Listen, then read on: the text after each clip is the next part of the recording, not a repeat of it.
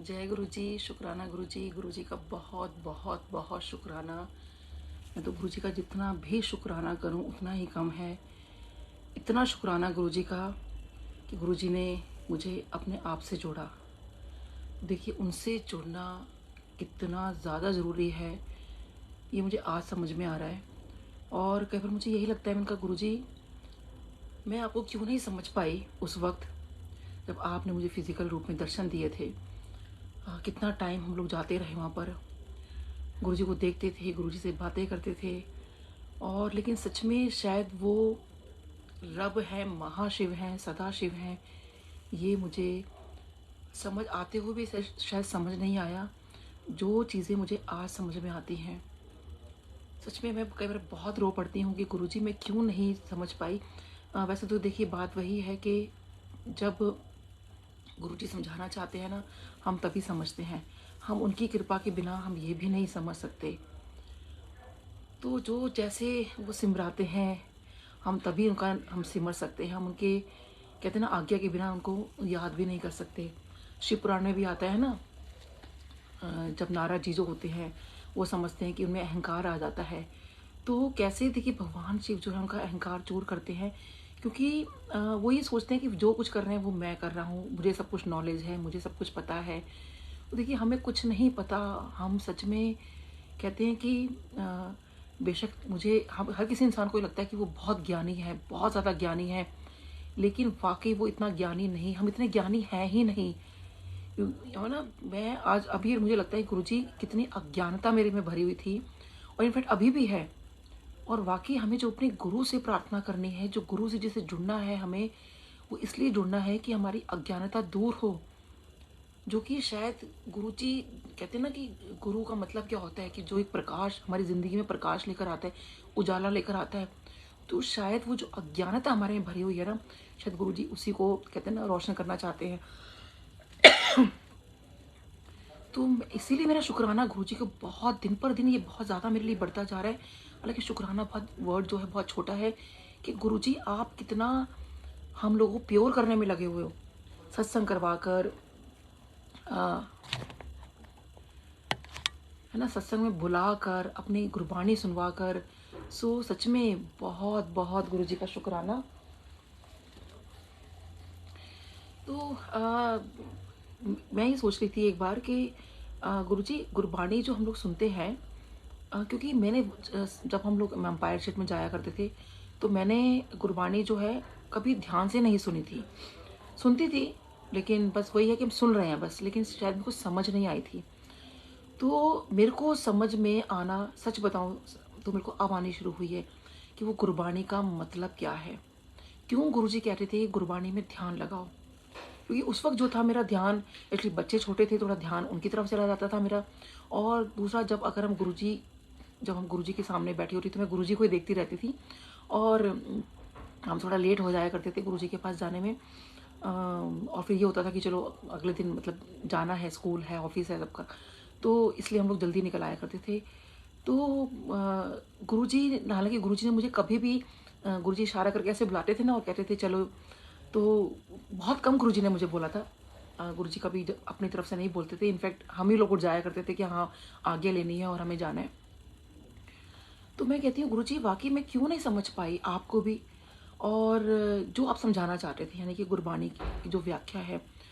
तो देखिए, गुरबाणी जो है ना, सच में आप वाकई चाहे एक इतनी 2 घंटे में देखिए कितनी गुरबाणी जो है हम लोग सुन लेते हैं। आप कोशिश करिए कि एक एक चीज़ उसकी जो है आप उसको ध्यान से सुने और समझने की कोशिश करें। तो आपको वाकई सही मायनों में समझ में आएगा कि गुरुजी हमें क्या समझाने आए थे। देखिए, उन्होंने हमारी लाइफ कितनी सिंपल बना दी। हालांकि गुरुजी ने कहा कि शिव पुराण पढ़नी चाहिए, लेकिन शिव पुराण जो है उसमें हमें वो यही सीख बतलाते हैं कि वो बहुत हमें लाइफ को बहुत सिंपल करने आए थे, ताकि भगवान का नाम लिया जाए, शिव पुराण पढ़े जाए, क्योंकि हमारे हमारे कर्मों को भी तो काटना है ना। और गुरबाणी सुनवाई, देखिए वो गुरुओं की बाणी है, ठीक है, उसमें कोई चेंज नहीं हो सकता, कोई ऊपर नीचे नहीं हो सकता, कुछ नहीं हो सकता। तो वो वैसे ही रहने वाली है, और वो एक अटल सत्य है। और वो सत्य ही हमें जो है गुरुजी हमें उस चीज़ का ज्ञान देने के लिए आए कि हमें वो ज्ञान मिले, और अभी भी वो चीज़ दे रहे हैं जो हम पुरानी संगत से सुनते हैं। तो हम मैं भी देखिए, मेरे से जो पुरानी संगत है, मैं भी कहीं सत्संग में गई थी तो वहाँ पर वो यही बता रहे थे कि इतनी सारी शब्द बाणी होती थी। एक बार इनफैक्ट एक अंकल ने पूछा भी था कि गुरुजी इतनी सारी गुरबाणी है, आप खाली ये चूज़ क्यों करते हो कि अब ये लगाओ, अब ये लगाओ। तो गुरुजी ने जवाब दिया, गुरुजी कहते हैं कि मुझे पता है कि मेरी जो संगत है किससे कनेक्ट होगी, कौन सी शब्द बाणी से कनेक्ट होगी। तो सोचिए कितनी बड़ी बात है संगत जी कि अगर जो गुरबाणी गुरुजी ने चूज़ की है, गुरुजी के टाइम प्ले होती थी, तो गुरुजी की ये बात पता थी कि उनकी संगत इस गुरबाणी से कनेक्ट होगी, तो हमें वही गुरबाणी सुननी चाहिए। आजकल क्या हो गया है कि मैंने बहुत देखा है कि लोग जो हैं बहुत भजन या कीर्तन बीच में लगा देते हैं। एक शुक्राना तो लास्ट में ठीक है, लेकिन उससे पहले प्लीज़ मेरी सबसे रिक्वेस्ट है कि हर कोई जो है, हर संगत अपने यहाँ पे खाली गुरबानी प्ले करे और वही प्ले करे जो गुरुजी ने चूज़ की हुई है। आप गुरुजी की मानते हो तो उनकी भी मानो जो वो उन्होंने खुद मुँह से बोला। जब जो चीज़ गुरुजी ने मुँह से बोली अगर वही आप नहीं मानोगे तो फिर फ़ायदा क्या। जब हम पुरानी संगत हम आपस में बात करते हैं तो वैसे देखिए नया पुराना कुछ नहीं होता, सिर्फ जिसने दर्शन कर लिए वो पुराना हो गया और जिसने दर्शन नहीं किए वो नया हो गया। हालांकि हमें नहीं पता कौन नया पुराना है, कौन कितने वक्त से गुरुजी के पास जुड़ा हुआ है, कौन कितने वर्षों से, हज़ारों वर्षों से गुरुजी से जुड़ा हुआ है। तो लेकिन मैं सिर्फ यहाँ ये बताना चाहती हूँ कि जब अगर कभी भी मैं सत्संग में बैठी हूँ या हम पुरानी संगत बात करते हैं तो हम यही बात करते हैं कि अगर कोई और शब्द आ जाए या कुछ और चल जाए, हमारा ध्यान एकदम हट जाता है, वो ध्यान ही नहीं लग पाता, वो कनेक्ट ही नहीं हो पाते हम लोग। तो हमें ये लगता है कि नहीं, मतलब वही चीज़ चलती रहे। अच्छा, तो आप बिलीव में अगर वही शब्द बानी अगर आप गुरुजी के टाइम जो चलते थे, जो प्ले होते थे, अगर वही सुनेंगे तो बिलीव में आपको खुद को एक नया एहसास होगा, एक नया आप अंदर खुद को आपके लगेगा कि आपके अंदर कितना उजाला भरता जा रहा है, एक डिफरेंट वो मतलब लाइट, मतलब मैं एक्सप्लेन नहीं कर पाऊंगी उस चीज़ को। बट आप गुरबानी वही कोशिश करिए, प्ले कीजिए सत्संग वगैरह में भी जो गुरुजी ने अपने टाइम में जो चूज़ की थी, जो वहाँ चलती थी। तो गुरुजी का और सबसे बड़ा शुक्राना तो गुरुजी का मैं यही है कि गुरुजी ने अपने साथ मुझे जोड़ लिया है और गुरुजी बस ऐसे जोड़े रखें, यही मेरी हमेशा प्रार्थना होती है गुरुजी। क्योंकि देखिए कहते हैं, एक बार कहते हैं ना, भगवान नाराज हो जाए तो उसको मनाया जा सकता है, लेकिन अगर गुरु नाराज हो जाए ना तो उसको मनाना बड़ा मुश्किल है। तो हमें अपने गुरुजी को नाराज़ नहीं करना है। तो हमें तो अपने बस गुरुजी को, और गुरुजी खुश कैसे रहेंगे जब हम उनकी मानेंगे। गुरुजी कहते थे ना, मंगो नहीं, मेरे को मानो। तो हमें उनको मानना है। और मानना कैसे है कि हम उनकी जो बातें हैं, जो उनकी गुरुजी ने वचन दिए हैं, जो बोल के गए हैं। देखिए बहुत सारी चीज़ें तो वो बहुत संगत के लिए उन्होंने बोला अलग अलग, लेकिन एक कुछ बातें वो गुरुजी ने जनरल बताई। जैसे एक बार क्या था कि एक बार दिवाली की रात थी एक बार, तो दिवाली की रात पर हम लोग वहाँ बैठे हुए थे, कुछ संगत रह गई थी। तो फिर एकदम से गुरुजी कुछ को भेज रहे थे, कुछ को नहीं भेज रहे थे, तो हम लोगों को नहीं भेजा, तो हम लोग वहीं बैठे हुए थे। तो फिर कड़ा प्रसाद भी आ गया, फिर चाय प्रसाद भी आ गई, तो हम बहुत मतलब वहीं बैठे हुए थे। और मैं देख रही थी कुछ संगत जो है गुरुजी के आसपास बहुत हंसी मजाक चल रहा है, बहुत गुरुजी हंस रहे हैं, मुस्कुरा रहे हैं, कुछ बातें चल रही है, कुछ संगत कुछ पूछ रही है गुरुजी से। गुरुजी बड़ा ठाका मार के कई बार हंसते थे, बहुत अच्छा लगता था। मैं अभी भी इमेजिन कर पा रही हूँ कि I am sitting in Empire State और वो पूरा मुझे औरा गुरुजी का एकदम याद आ रहा है सारा। तो गुरुजी एकदम से कहते हैं, जो कि मैंने खुद अपने कानों से सुना, तो गुरुजी कहते हैं कि देखो, मन चंगा ते सब चंगा। कभी भी किसी का घर छोटा या बड़ा नहीं होता, जबकि किसी का घर जितना बड़ा होता है उसका दिल उतना ही छोटा होता है। तो कभी कोई ये ना समझेगी उसका घर छोटा है या बड़ा है। और अपना जो है मन हमेशा साफ रखो। तो देखिए खुद ये गुरुजी ने जैसे कुछ वचन मेरे सामने बोले, ऐसे बहुत सारी संगत के सामने बोले, जो वचन के रूप में अब गुरुजी हर संगत धीरे धीरे बता रही है और हमारे सामने आते जा रहे हैं। तो बेसिकली हमें यही है कि जो गुरुजी ने हमें बोला है, जो जैसे कहा है, जैसा बताते हैं, हमें हमेशा वो गुरुजी की माननी चाहिए। गुरुजी अगर आपको ड्रीम में आके कुछ कह रहे हैं, क्योंकि वो काउंटर कंफर्म कर देंगे। और एक चीज़ और कि आप ना डायरेक्ट कनेक्शन गुरुजी से बनाओ। डायरेक्ट कनेक्शन क्या होता है कि देखिए एक बार क्या हुआ कि जब मैं एम्पायर स्टेट में गई तो गुरुजी ने मुझसे पूछा कि तू ऐ दस, तू कब कब आंदी है। तो मैंने कहा हाँ जी गुरुजी। तो कहते हैं हाँ हाँ कब कब आते हो। फिर गुरुजी ने ऐसे पूछा, तो मैंने कहा गुरुजी आपको तो पता है मेरा क्लिनिक होता है सुबह से लेकर रात तक, तो मेरे को तो जब टाइम मिलता है मैं तब आती हूँ। आज सोचती हूँ कि मेरी कैसे ऐसी हिम्मत पड़ गई, मैंने गुरुजी से बोला। लेकिन देखिए जो सच था कि मेरा सुबह से लेकर रात लेट नाइट तक मेरा क्लिनिक चलता था पूरा दिन। और मेरे को जब वक्त मिलता था, जब मेरी अपॉइंटमेंट्स कम होती थी, तब मैं गुरुजी के पास जाया करती थी। तो मैंने गुरुजी को वही बात कह दी। तो गुरुजी मुस्कुराए और फिर गुरुजी एकदम से कहते हैं, कोई नहीं, जब तेरा दिल करे तब तू आ जाया कर। मैंने कहा हाँ जी गुरुजी, क्योंकि मुझे मेरे कानों पे विश्वास नहीं हो कि गुरुजी मुझे ये आज्ञा दे रहे हैं कि जब मर्जी मैं गुरुजी के पास जा सकती थी। मैंने कहा हाँ जी गुरुजी। गुरुजी कहते हैं हाँ, जब तेरा दिल करे तब तू आ जाया कर। अब मैं तो इतनी खुश हुई, इतनी खुश हुई कि गुरुजी ने मुझे जब मर्जी आने का मेरे को बोल दिया है। तो देखिए, मैंने फिर ये बात आगे बताई। जैसे होता है ना, बड़े खुश होते हो आपकी, आगे जाके आपने बताया कि आज गुरुजी ने मुझे ये बोला।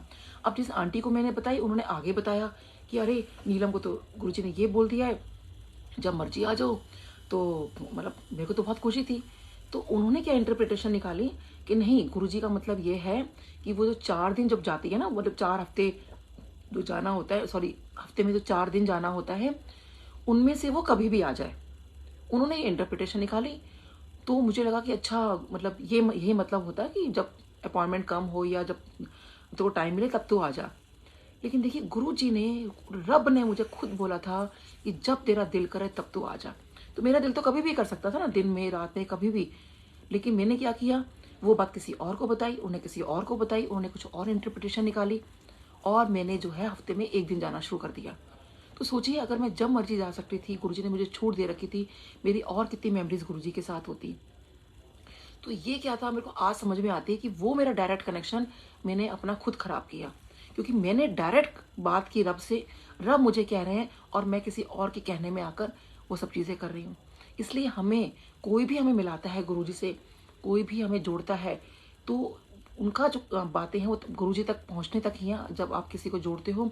लेकिन जब आप किसी को जोड़ देते हो, फिर वो रब जाने, यानी गुरुजी जाने, और वो संगत जाने, फिर हम कोई मीडिएटर नहीं होते किसी को बताने के लिए। ऐसे ही, क्योंकि मुझे याद है एक बार मैं अपनी फ्रेंड को लेके गई।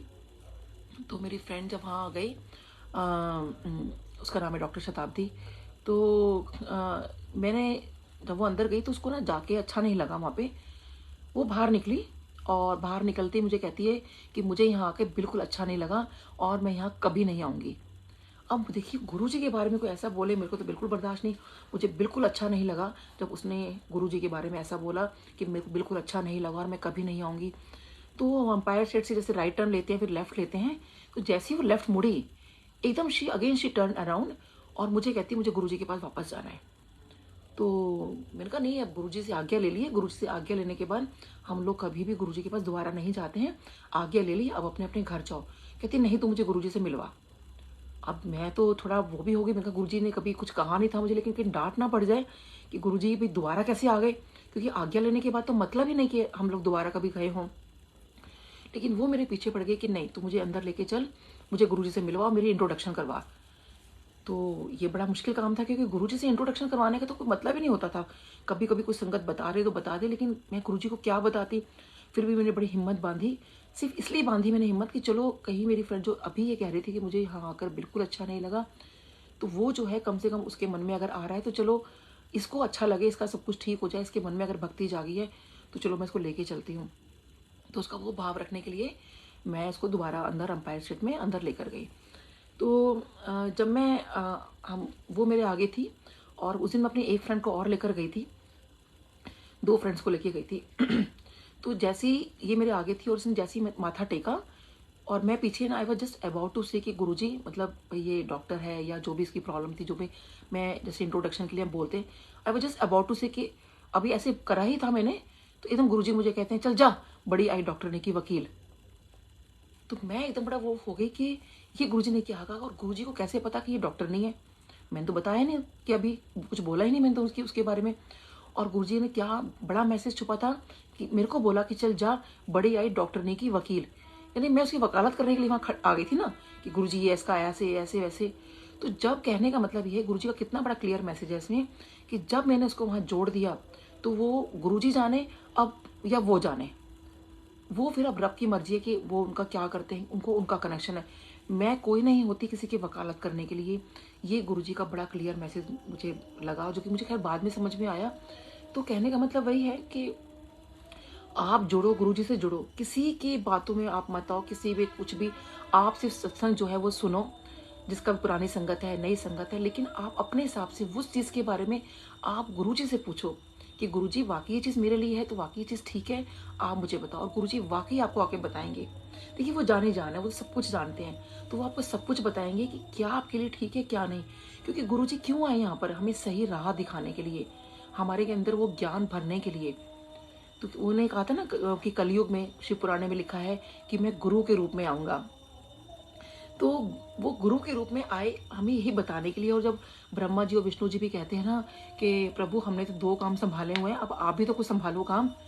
तो कहते नहीं, तुम काम संभालो, मैं सिर्फ मेरे जो भक्त होंगे, जो कलयुग के अंदर जो अपने कर्मों की वजह से दुख झेल रहे होंगे, मैं उनकी कर्म काटने आऊँगा, उनके दुखों को हरने आऊँगा। तो देखिए वो वाकई दुखों को हरने आए, कितनी बड़ी बात है। और कि हम तो पहले लगता था कि वो हम कलयुग में क्यों पैदा हो गए या ऐसी क्यों बात है। लेकिन कभी आपने सोचा है कि कलयुग में अगर हम आज की डेट में हमने जन्म लिया है, मैं भी खुद एक शरीर मतलब देह मैंने देह धारण की हुई है, जो हम लोग यहाँ आए हैं, तो कहीं ना कहीं हमारे कर्म ऐसे कहीं रहे हैं जो कि हमें कलयुग में हमें अपने कर्मों का कहते हैं ना को क्लीन करने आना पड़ा। और अगर हम लोग अभी भी नहीं क्लीन करेंगे तो आगे कब करेंगे फिर। तो वही बात है कि जो गुरुजी हमें समझाने आए हैं, तो अगर हम वो समझें तो वो बहुत ही बेहतर है। तो फिर वो तो फिर गुरुजी जानते कि हमारा क्या कर रहे हैं। क्योंकि कहते हैं ना कि कई बार मेरे को समझ नहीं आता मैं क्या बोलूं, लेकिन ये बात सच है कि हम जो आज गुरुजी से जो हम लोग जुड़ रहे हैं, तो लेकिन वो जुड़ना भी बड़े भाव से है। क्योंकि जब वो भाव नहीं होता ना किसी का भी, तो वो फिर आप जुड़ नहीं सकते। तो वो भाव आपका होना बहुत ज़रूरी है कि आप जब सत्संग में जाते हो, जब आप सब मतलब कहीं जाते हो, तो आपका दिमाग कहाँ पर है। ठीक है, देखिए बहुत दिमाग में कहते हैं बड़ा शोर होता है, यानी कि बहुत दिमाग में बहुत सारी बातें चल रही होती हैं, लेकिन कोशिश तो कर सकते हैं ना उस भाव से जुड़ने की, उस चीज़ से करने की। अब देखिए जब आप किसी के पास किसी काम के लिए जाते हो, किसी डॉक्टर के पास आप जाते हो, आप क्या चाहते हो कि आपका इलाज या आपके पेशेंट का इलाज बहुत अच्छे तरीके से हो। आप पूरा विश्वास करते हो उस डॉक्टर पर, और उनसे क्या चाहते हो कि आप मतलब वो पूरा बेस्ट इलाज करें। लेकिन अगर डॉक्टर के कहे मुताबिक अगर पेशेंट दवाई ना खाए या उनके मुताबिक कोई काम ही ना करे, तो वो चीज़ तो फिर बिगड़ जाएगी ना। लेकिन हम बड़े विश्वास के साथ वो दवाइयाँ भी खाते हैं क्योंकि ठीक होना है, सब कुछ करते हैं। तो सोचिए कि जब हम एक डॉक्टर पे इतना विश्वास कर रहे हैं, उनकी दवाइयों पे विश्वास कर रहे हैं, जब वो हमें हमारी शारीरिक चीज़ों से दुख दूर करते हैं, देखिए वो तो रब हैं। वो तो हमारी रूह को ब्लेस करने आया है, हमें ब्लेस करने आया है, ताकि हमारा हम इस ज़िंदगी से नहीं, हम इस भव सागर से पार हों। गुरुजी हमें इस भव सागर से पार कराने लेकर आए हैं, ताकि ये जो जन्म और मृत्यु का जो ये लेखा जोखा लिखा गया है, आना जाना लिखा गया है, तो सोचिए कि ये कहीं ना कहीं खत्म हो। और वो तभी खत्म हो सकता है जब हम उनके कहे रास्तों पर चलें। तो ये बहुत ज़्यादा ज़रूरी है कि गुरुजी ने जो हमें बोला है हम वो समझें। तो इसीलिए देखिए जो शब्द बाणी है वो आप ज़रूर सुने। गुरुजी कबीर बाणी बहुत सुनवाया करते थे, तो कबीर बाणी जो है वो आप ज़रूर सुने। उसमें देखिए कितने मैसेज हैं। अभी तो देखिए कितने मैं सत्संग में गई हूँ, मैंने कहीं पर भी एक बार भी कबीर बाणी नहीं सुनी। और जबकि लोग भजन कीर्तन लगा रहते हैं, देखिए नए नए कलाकार आते रहेंगे, नए नए गीतकार आते रहेंगे, वो गुरुजी के लिए बहुत कुछ लिखेंगे। लेकिन जैसे गुरबाणी चेंज नहीं हो सकती, ऐसे वही चीज़ें चेंज नहीं हो सकती जो गुरुजी के का प्रोटोकॉल है बेसिकली। तो मेरा सिर्फ वही बोलने का मतलब है। डेफिनेटली कोई सिंगर आता है, कोई बहुत अच्छा गाता है, तो डेफिनेटली आप उसको सुनिए और उसको आप जो है लेकिन बाद में इसको प्ले करिए। और एक चीज़ और कि कई जगह मैंने देखा है कि गुरुजी की आरती कभी कोई कोई करता है, कभी कोई और करता है।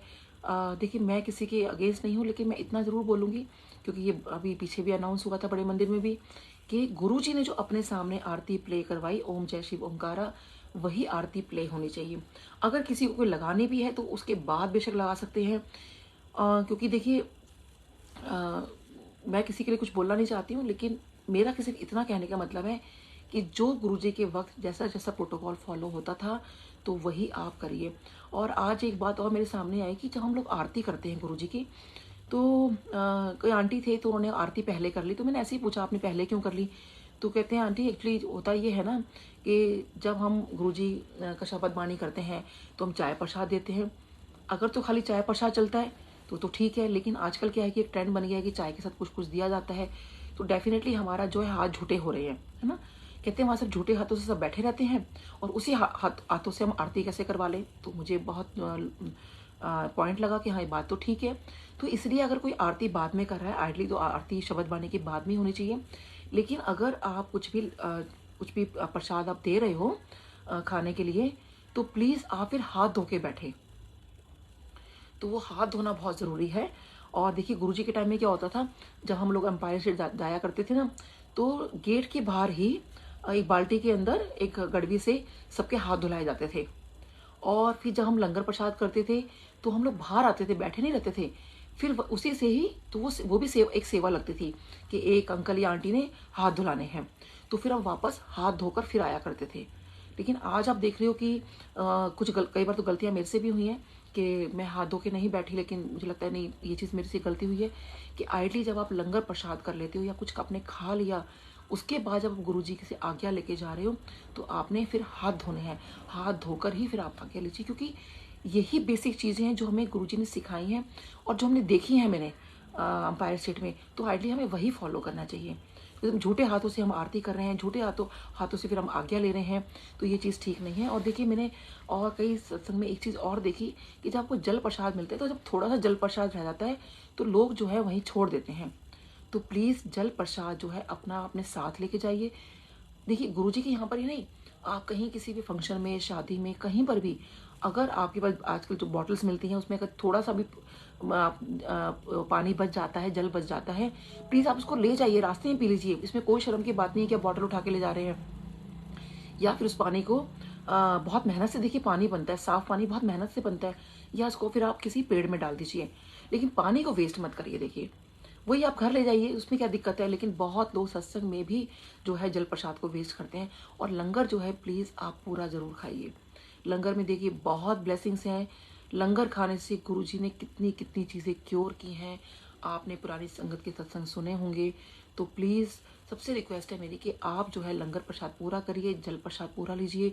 जो भी आपके सामने आ रहा है, देखिए वो चाय नहीं है, कोई एक मिठाई या कोई एक नमकीन नहीं है, वो गुरुजी का प्रसाद है। कई जगह मैंने देखा कि लोग मना कर देते कि नहीं हमें चाय नहीं पीनी, वो ऐसे बोलते हैं। उसको चाय मत समझिए आप, वो एक ऐसा डिवाइन प्रसाद है, उसको प्रसाद समझ के लीजिए। मुझे एक बार याद है, पुरानी संगत एक आंटी थी, वो लंगर प्रसाद जो है घर लेके चली गई। अगले दिन जब उन्होंने खाया तो उनका पेट अपसेट हो गया और उनकी बेटी का नहीं हुआ।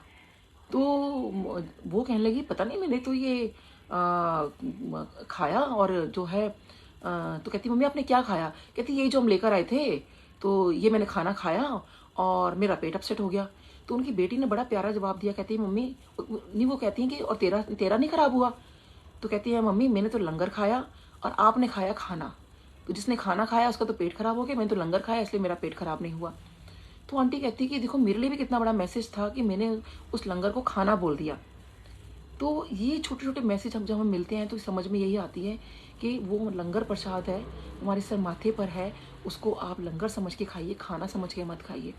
जब उसको प्रसाद समझ के आप खाएंगे ना, देखना आपकी सारी बीमारियां, आपकी हर चीज़ किस तरह से दूर होगी। क्योंकि देखिए आज की डेट में हर इंसान परेशान है, हर किसी को कहीं ना कहीं दुख तकलीफ है, हर कोई जो है एक बहुत सारी चीज़ों से जूझ रहा है।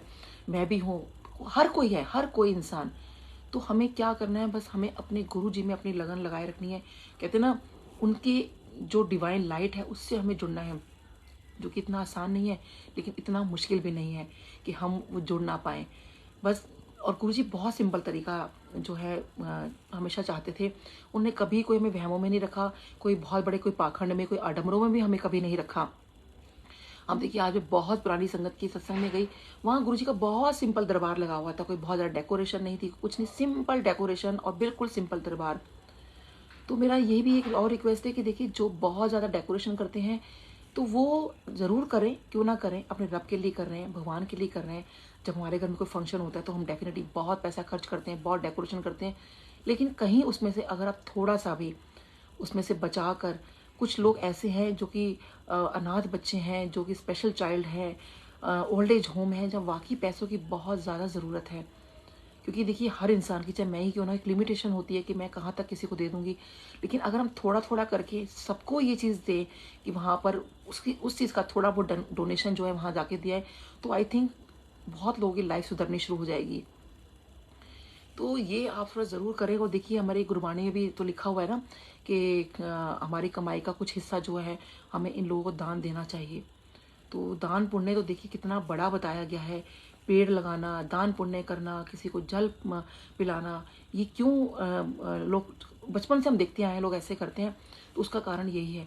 तो आजकल जो है देखिए आप थोड़ा सा भी वहाँ से आपने अगर सपोज कहीं 1000 रुपये खर्च करने हैं तो वहाँ 900 रुपये खर्च कर लीजिए और 100 रुपये जो है उनके नाम के आप रख दीजिए कि हाँ हमने वहाँ पर ये देकर आना है। बाकी लोगों को बहुत ज़रूरत है, क्योंकि देखिए जो स्पेशल चाइल्ड होते हैं वाकई इनकी तो जो मदर होती हैं स्पेशली ना, वो कोई जॉब कर सकती हैं ना कुछ कर सकती हैं, और वो देखिए उनको कितना स्ट्रगल करना पड़ता है लाइफ के अंदर। तो वहाँ के बच्चों के लिए कितनी ज़्यादा ये चीज़ हेल्प हो जाएगी। आई थिंक जहाँ जहाँ भी जो जैसे हेल्प कर सकता है तो यहाँ पर आप ज़रूर ज़रूर ज़रूर मदद करिए।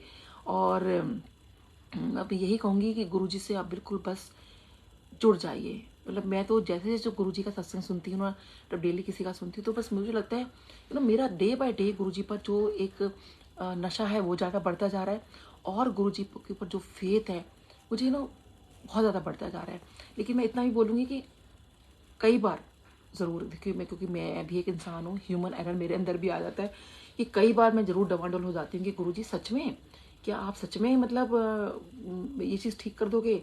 सच में मतलब ये भगवान होते हैं, भगवान शिव हो कई बार। और लेकिन उसी वक्त एकदम से ऐसा जवाब मिलता है कि मुझे बता दिया जाता है कि जब सच में कोई नज़र नहीं आता ना, तो वाकई उस रब के अलावा कोई नज़र नहीं आता। वैसे तो वो रब नज़र ही नहीं आ रहा ना हमें, लेकिन जब दर्द में उनके अलावा कोई नज़र नहीं आता। देखिए आप अपना दुख तकलीफ़, अपनी जो भी बातें हैं जो गुरुजी से कह सकते हैं ना, वो शायद अपने किसी बेस्ट फ्रेंड से भी नहीं कह सकते। तो जितनी भी आपकी जो बातें हैं, जो कुछ भी, हाँ डेफिनेटली आप गुरुजी के सामने आप रोइए, आप जो अपने गुरुजी को बोलना है आप कहिए, अपने दिल की बात रखिए, क्योंकि जो गुरुजी सॉल्यूशन देंगे ना वो सॉल्यूशन कोई भी नहीं दे सकता। तो हमें सिर्फ उन पे सब कुछ छोड़ देना है। आप सब कुछ उन पर छोड़ दीजिए और हमेशा जो है उनसे प्रार्थना करते रहिए कि गुरुजी बस हमें जो है आप हमारे अंग संग रहिए, क्योंकि जब वो हमारे अंग संग रहेंगे ना तो कोई आपका कुछ बिगाड़ नहीं सकता, कोई हमारा कुछ बिगाड़ नहीं सकता। डेफिनेटली तकलीफ़ें सबको आती हैं।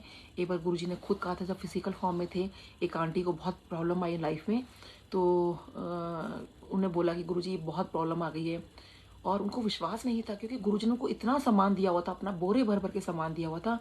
तो वो कहती है मैं सोच भी नहीं सकती थी कि उनकी लाइफ में कभी कोई प्रॉब्लम आएगी। तो कहते हैं जब वो गुरुजी के पास गई तो गुरुजी से कहा कि गुरुजी ये प्रॉब्लम आ गई लाइफ में। तो गुरुजी ने उनको ये कहा, कहते हैं तेरे को विश्वास है या नहीं है मेरे ऊपर? तो कहती हैं गुरुजी मेरे को पूरा विश्वास है आपके ऊपर। तो कहते हैं अगर तेरे को मेरे पे पूरा विश्वास है तो तेरे को मैं कीचड़ से लेके जाऊं या किसी स्मूथ रोड से लेके जाऊं, तुझे किया। तेरे को मेरे पे विश्वास है ना? तो सोचिए गुरुजी ने खुद फिजिकल फॉर्म में ये बात बोली। तो गुरुजी हमें कीचड़ से लेके जा रहे हैं, स्मूथ रोड से लेके जा रहे हैं, वो उनकी मर्जी है। डेफिनेटली अगर कीचड़ में से निकाल रहे और हमें लग रहा है कि अरे यहाँ से क्यों जा रहे हैं हम लोग, तो डेफिनेटली वो गुरुजी जो डेस्टिनेशन है ना वो बहुत खूबसूरत होगी और गुरुजी हमें स्मूथ रोड पे लेकर आएंगे। तो जब उन पे सब छोड़ दिया तो फिर किस बात का गिला शिकवा।